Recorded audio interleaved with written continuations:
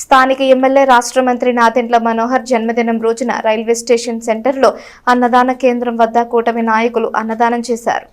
స్థానిక railway station సెంటర్లోని Shri Shivalingeshwara స్వామి భక్త బృంద సేవా సమితి అన్నదాన కేంద్రం వద్ద కూటమి నాయకులు సోమవారం పేదలు, వృద్ధులు, నిరాశ్రయులకు అన్నదానం చేశారు. స్థానిక ఎమ్మెల్యే రాష్ట్ర మంత్రి నాదెండ్ల మనోహర్ జన్మదినం సందర్భంగా ఈ సేవా కార్యక్రమం చేశారు. ఈ కార్యక్రమంలో కూటమి పార్టీల నాయకులు వీరారెడ్డి, ఎన్టీఆర్, కోటిరెడ్డి, వీరవల్లి మురళి, కనగాల నాగభూషణం, ఆలపాటి కిరణ్, రాజశేఖర్ రెడ్డి, శివయ్య తదితరులు పాల్గొన్నారు.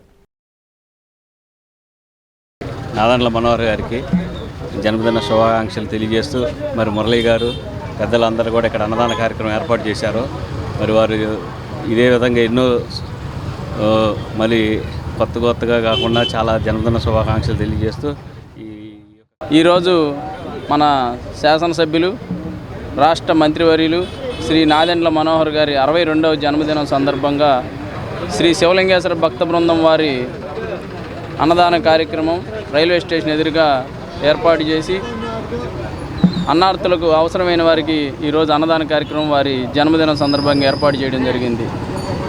ఈ రాష్ట్ర ప్రగతిలో ఈ కూటమిలో కీలకమైనటువంటి పాత్ర పోషిస్తూ అనునిత్యం తీవ్రమైనటువంటి పని ఒత్తిడిలో ఉండేటువంటి వారికి ఈ జన్మదినం మరొకసారి ప్రజాసేవకు అంకితం అవడానికి పునరంకితం అవుతూ వారు ప్రజాసేవలో ఉండడానికి ఇదవుతుందని చెప్పి మేమందరం శుభాకాంక్షలు తెలియజేయడానికి ఈ మార్గాన్ని ఎంచుకున్నాం.